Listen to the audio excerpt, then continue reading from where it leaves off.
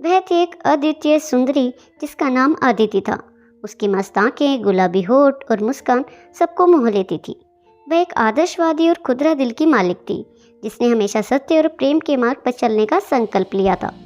एक दिन वो राहुल से मिली, जो एक आकर्षक और बहुत ही बुद्धिमान युवा था।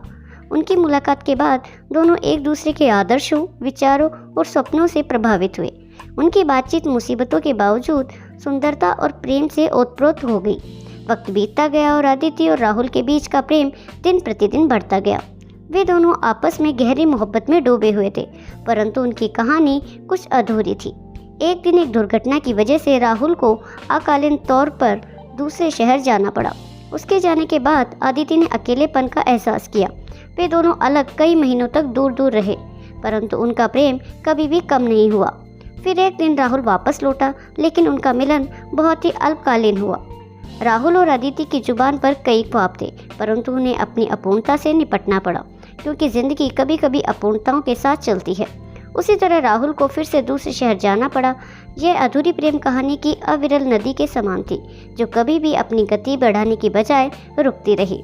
अदिति और राहुल के बीच का प्रेम सदैव रहा, परंतु उनकी कहानी कभी न समाप्त हुई, न ही पूरी हो सकी। वे अब अपने अपने जीवनों के अलग अलग मोड़ों पर चले गए और अधूरी प्रेम के सपने संग जीना सीख गए।